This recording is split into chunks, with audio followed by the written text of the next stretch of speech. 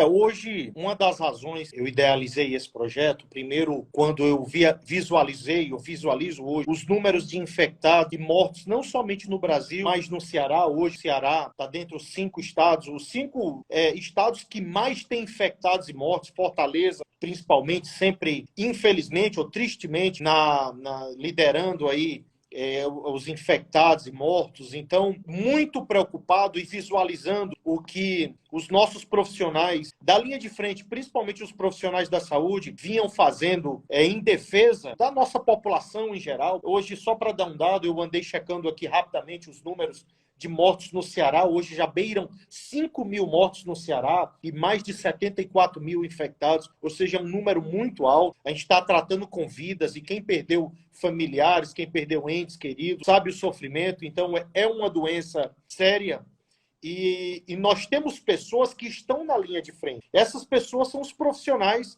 da saúde. Obviamente, temos ali o pessoal da limpeza urbana, vigilância sanitária, profissionais da segurança pública também, mas principalmente os nossos profissionais da saúde que estão dando as suas vidas para nos proteger. Eles não tiveram luxo de dizer, não, eu não posso ir trabalhar, também vou ficar de quarentena. Eles estão lá na linha de frente até os dias de hoje. Tem muitos médicos que eu conheço que desde o início da pandemia não têm mais contato com suas famílias para não infectar. E muito preocupado com isso, eu protocolei o projeto de lei 830, 2020. Então, isso aí agrega os profissionais da saúde, mas também agrega os profissionais da segurança, os profissionais da limpeza urbana, e ele dá esse grau máximo de insalubridade. Então, aqui eu dou um exemplo, se eu não me engano, esse grau máximo é 40%. Se ele está ali em um salário mínimo, um técnico de enfermagem, eu estou falando de R$ 400 em períodos de pandemia. Muitos me perguntaram, mas Heitor, a receita do federal caiu, a receita dos estados, até mesmo de hospitais privados, mas nós estamos em momentos, passando um momento especial. E esse momento delicado, esse momento especial, ele requer, sim, atitudes especiais. Isso aí é valorizar e reconhecer esses que estão na linha de frente. Como nós já conversamos, eu morei nos Estados Unidos, morei na Inglaterra, pessoas da nação serviam a pátria e retornavam, e ele tinha esse reconhecimento do Estado, reconhecimento da população. Quantas vezes eu estava em lojas de roupa e aí uma pessoa, a vendedora, perguntava, o senhor é militar? Ele, sou militar, sou um veterano de guerra, e ele tinha automaticamente um desconto. Eu estava falando de uma loja privada. Então, o pessoal sabe reconhecer os seus profissionais, e esse projeto de lei, ele visa reconhecer. E nós não podemos ser hipócritas, não é só palminha na varanda, isso é importante, mas isso também é importante reconhecer na questão da remuneração. É um momento especial que requer uma atitude especial. Isso aí é somente em períodos de calamidade, em períodos de pandemia. Esse projeto de lei, projeto, deputado? Esse projeto de lei, eu já pedi ao nosso líder, dê esse apoio para que a gente possa colocar ele em regime de urgência. Ele está nos ritos normais, ele já foi protocolado e foi destinado às comissões devidas. Tem um rito na qual o projeto de lei, e a maneira, o shortcut, a via rápida que a gente pode ter para esse projeto é por meio de urgência.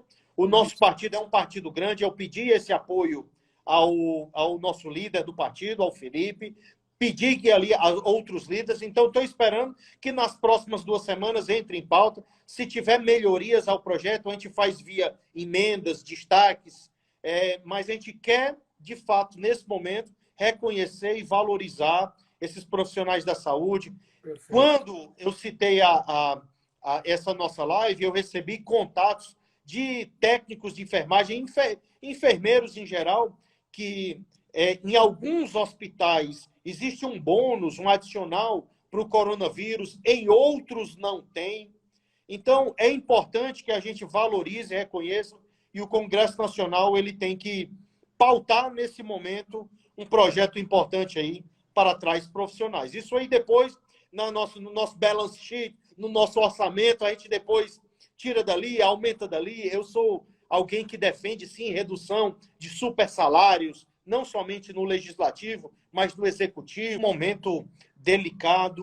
Nós já tínhamos um problema grave na saúde no fundo do poço, quando essa nova legislatura veio, a saúde sempre foi uma grande reclamação da população, então a saúde estava antes do fundo do poço, com essa pandemia agravou mais a situação da saúde, e o dinheiro, a gente tem que lembrar que o dinheiro ele não aparece, ninguém não tem que sai tirando dinheiro em árvore, e o dinheiro são pessoas que contribuem, então esse dinheiro vem de contribuintes, de pessoas que pagam. Então, nós temos que ter essa responsabilidade com o dinheiro do pagador de imposto. Essa questão dos cartões corporativos não é alguma coisa que um dirigente de um órgão federal, eu não falo aqui só do executivo, mas eu falo também de órgãos federais, eles não podem ter ali seu cartãozinho sem limite e estar gastando de forma descontrolada. Isso eu falo dos inúmeros órgãos federais que existem hoje no Brasil.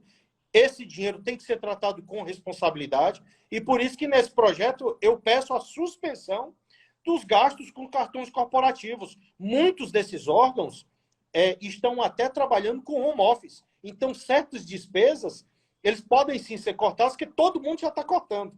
Esse projeto, ele, a nível federal, visa isentar cobrança de pedágios nas rodovias federais, né, aos transportadores, esses que estão transportando itens essenciais durante, né, essa decretação de calamidade pública, né, em razão dessa pandemia.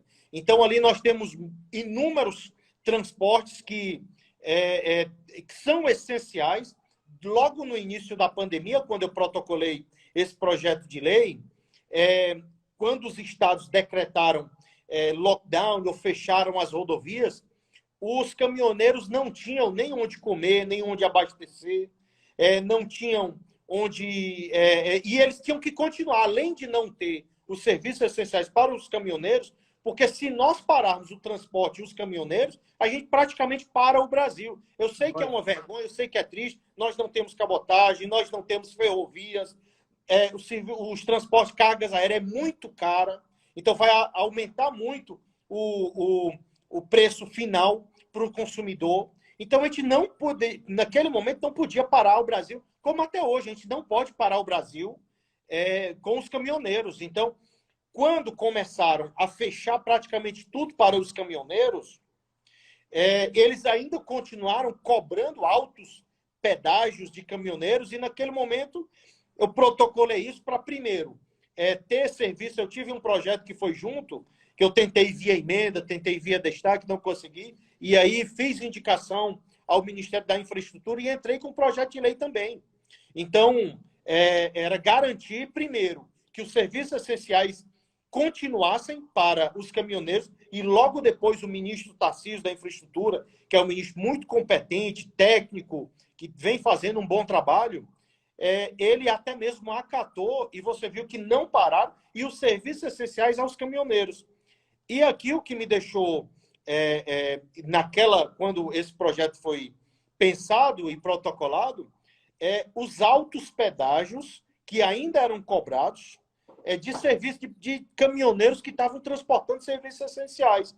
Então, ele foi garantir essa isenção. Eu acho que se os estados, se tinham muitos decretando calamidade, decretando lockdown, fechando vias, os caminhoneiros eles tinham que ter também essa eu não sou muito de defender isenção, porque eu sei que se não entra, também não tem para onde sair. O próprio aeroporto de Fortaleza, ele parou. Então, até para receber, nós tivemos situações que a Receita Federal parou cargas de produtos essenciais. Então, os caminhoneiros eles são essenciais para o Brasil. A minha preocupação, né, com esses isolamentos sociais, com esses lockdowns, era que para muitos a fome vai chegar primeiro do que o vírus. Eu venho de um estado, de uma região pobre. O estado do Ceará, com as poucas empresas fechadas, a fome ela vai chegar primeiro do que o vírus. Então, eu sempre fui um pouco crítico esses isolamentos radicais, esses shutdown, lockdowns completos, porque, ao mesmo tempo, existem já estudos que mostram que não necessariamente o isolamento, esses lockdowns, eles achatam essa curva. Então, tem que ser... Eu mesmo fui um dos que cobrei ao governador do estado do Ceará estudos e o fundamento, a fundamentação, o fundamento, onde ele tirou que o lockdown iria achatar a curva, porque foi um negócio radical no Ceará. Então, fechou portas, lockdown, muitas cidades fechadas, já deu bastante tempo de recurso por emendas parlamentares e recursos de governos federais chegarem aos estados e municípios. Eu entendo, nos primeiros dias, nas primeiras semanas, o recurso já chegou, milhões já chegaram ao governo do estado e a muitas prefeituras. Já deu tempo de hospitais de campanha, de hospitais se prepararem. Então, continuar com esse rigor, o que tem que ser feito é uma campanha de educação. O brasileiro ele precisa se conscientizar que ele tem que ter a higiene, e a gente tem que ser menos caloroso com as pessoas, evitar usar máscaras. Essas atitudes, elas são corretas. Agora, atitudes de fechar por completo, lockdown, shutdown. Brasil, você sabe, professor, que a realidade do exterior, de Estados Unidos, de Inglaterra, lá existe uma educação financeira onde todos eles são incentivados e acostumados, educados para ter uma certa reserva financeira. Ele não só depende do Estado. Não, eu não dependo do INSS. Lá, eu tinha 21 anos quando eu estava na universidade, terminei, eu acho que com 23 anos. Eu lembro que já dentro da universidade eu era nos meus primeiros empregos. Olha, você precisa se preparar para sua aposentadoria privada, seu 401k, era as aposentadorias privadas. No Brasil não existe essa realidade, essa educação financeira. Aqui as empresas giram muito com dívidas, com empréstimos, os autônomos, a realidade da população que não está preparada. Então, esse shutdown, esse lockdown completo, me assustou, eu fui crítico disso aí. Essa abertura eu vejo positiva. Já deu tempo dos governos, das prefeituras, se prepararem para receber os infectados, para remédios serem feitos, para ter uma campanha de preparação, hospitais de campanha. Infelizmente, a gente tem visto, foi muito desvio, gastos milionários, irresponsabilidade, e a Polícia Federal já está apurando tudo isso. Então, assim, é algo sério. O Ceará foi um dos estados mais infectados e afetados com essa pandemia. O Brasil hoje está no topo aí da pirâmide. Não é à toa que os Estados Unidos não estão mais nem recebendo, né, visitantes, turistas brasileiros. Então, a gente tem que ser responsável, não somente com o tratado da pandemia, mas também com a parte econômica, né? Professor, desde cedo, quando eu tinha 13 anos de idade, quando meu pai faleceu, e eu lembro que uma das primeiras coisas, nós éramos 4 filhos, e obviamente sentindo falta do nosso pai e tal, e ali chorando. E eu lembro que a minha mãe, desde cedo, chegou e nos incentivava. Olha, o seu pai cumpriu a missão, bola para frente, a gente tem que olhar para frente. Então, eu aprendi desde cedo a não chorar pelo leite derramado. E eu nunca tive, assim, um cargo público, eu nunca fiz concurso, eu estudei muito na minha vida e sempre fui do setor privado. Então, palavras na minha vida como eficiência, eficácia, proatividade, resultado, são essas coisas que eu trabalho.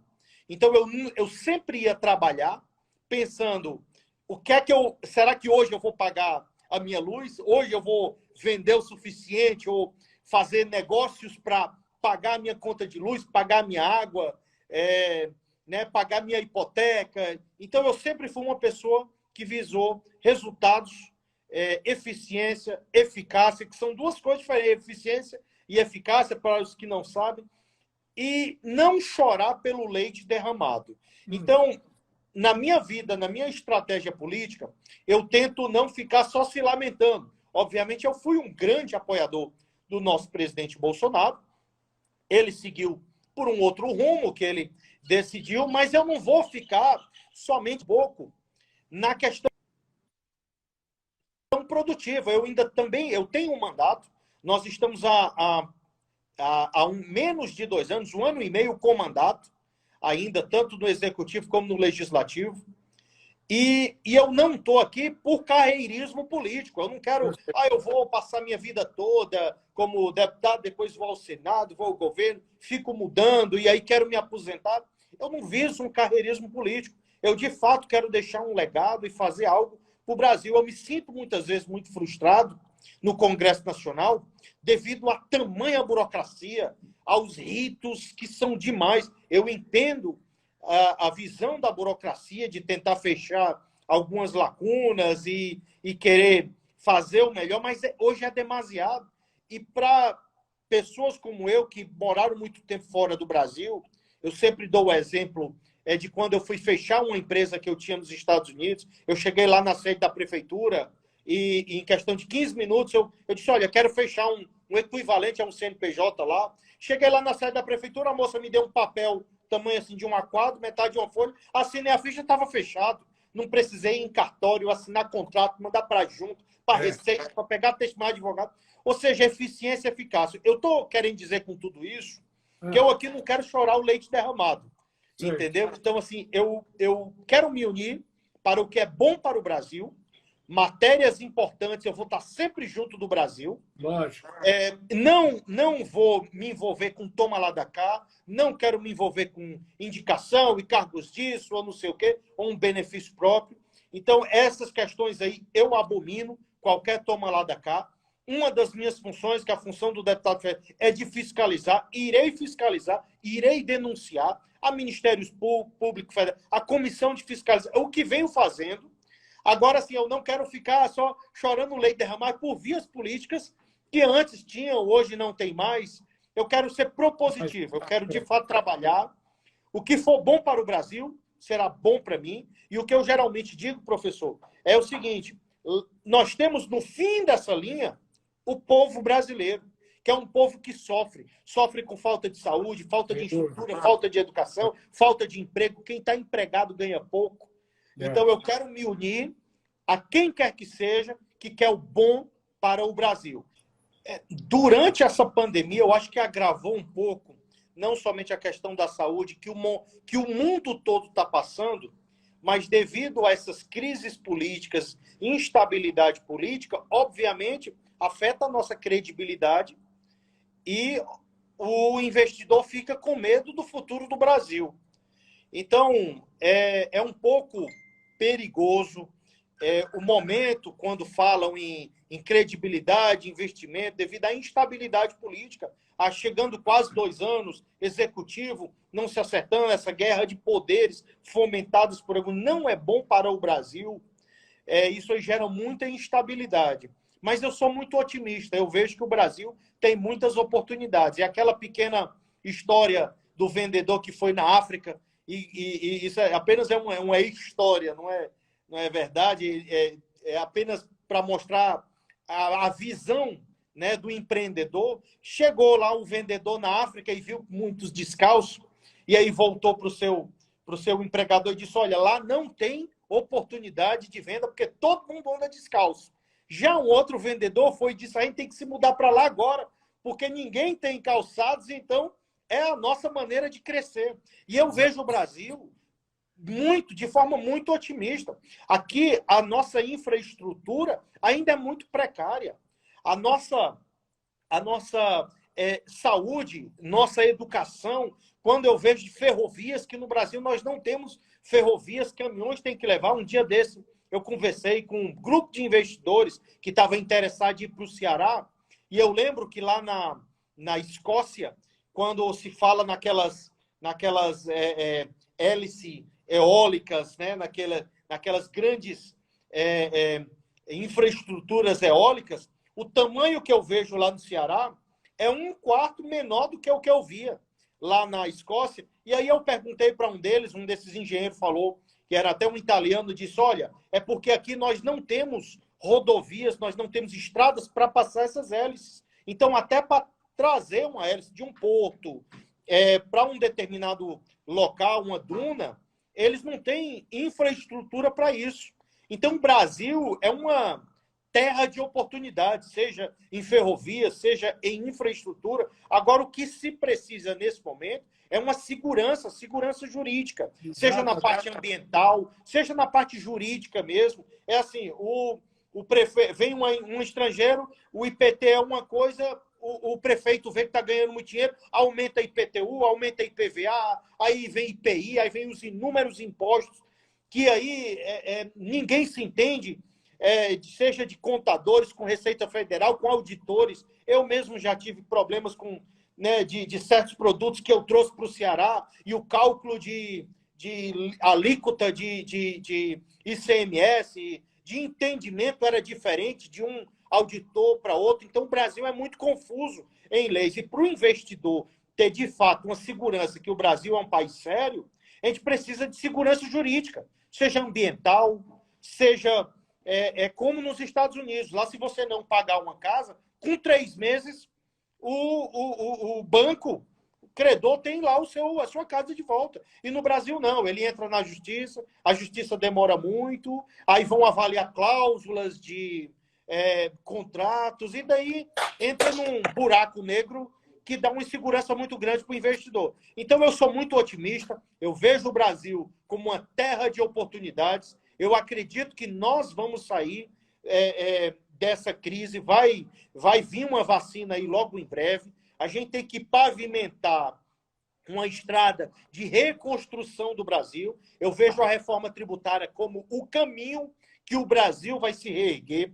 É o momento certo para a reforma tributária voltar em pauta. A gente precisa acertar os nossos impostos, as nossas tributações, porque isso aí vai dar uma segurança para o nosso investidor. Eu espero que os nossos diplomatas, eles não estejam só fazendo jantares ou boas conversas, eles estejam também atrás de negócios, de vender o Brasil lá fora. Aí nós temos o papel da Câmara, de comissões também, de dialogar, de dar essa segurança. Então, o momento para uma reforma tributária seria agora. Eu acho que é o mais importante para pavimentar o sucesso do Brasil. Isso aí vai dar segurança, professor. O que falta para o investidor trazer muito dinheiro para o Brasil é a questão da segurança jurídica. Eu conheço investidores europeus lá no Ceará, no ramo turístico, que eles trazem milhões de euros, trouxeram milhões de euros para o Brasil,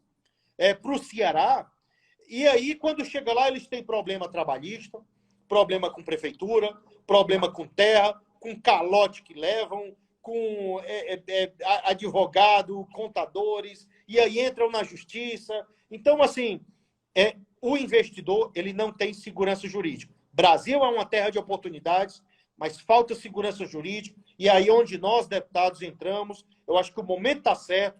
Ministério da Economia, temos grandes técnicos lá. Eu gosto do Paulo Guedes, eu gosto da equipe econômica. Eu fiquei muito triste quando o senhor saiu de lá, mas eu vejo que hoje o senhor pode contribuir de uma forma muito grande, não estando no governo.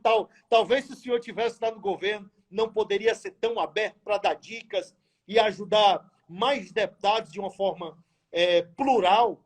Então, o momento é de se entender com o Ministério da Economia, se entender com o STF. O Congresso também precisa entender que nós precisamos de uma reforma tributária já para acertar o nosso sistema de tributação e de impostos, e aí a gente vai pavimentar a volta do crescimento e o Brasil que a gente sempre sonhou.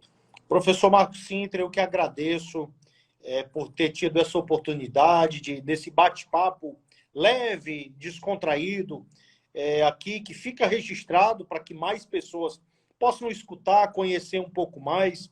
Como eu disse, quando o senhor saiu do Ministério da Economia, ali à frente da Receita Federal, eu senti muito.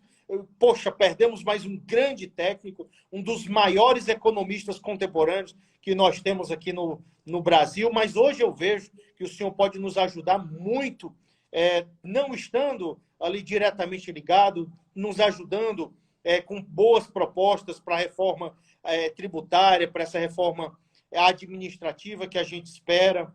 Eu acredito que esse é o caminho que o Brasil vai sair, vai sair do prego, esse Fusquinha ele vai ligar o motor e vai andar, e a gente vai se tornar um país grande. Então, é importante esse debate nesse momento. Nós vamos vencer a economia, sim.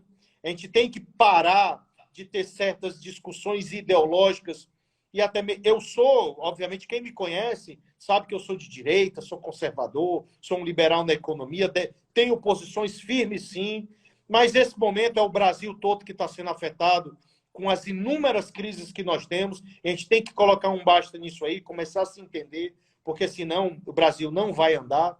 Então, muito obrigado por esse momento. Agradeço a todos os comentários, a todos que participaram. Me coloco sempre à disposição. Quero ver o Brasil vencer a crise, o Congresso Nacional voltar às suas comissões, voltar ao plenário. Nós temos que votar muitas coisas urgentes. E ali eu espero também ter a sua participação, contribuindo.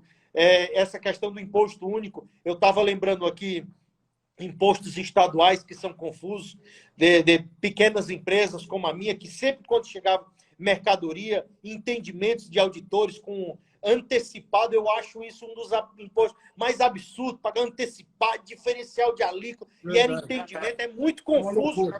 É a tributação brasileira, e a gente precisa ter, sim, um imposto único, precisa alinhar, rever conceitos, e eu acho que a gente pode debater isso aí em outra live, algo mais técnico, ideias, até mesmo para escutar o que, é que a população acha de um imposto único, de simplificar o sistema tributário brasileiro.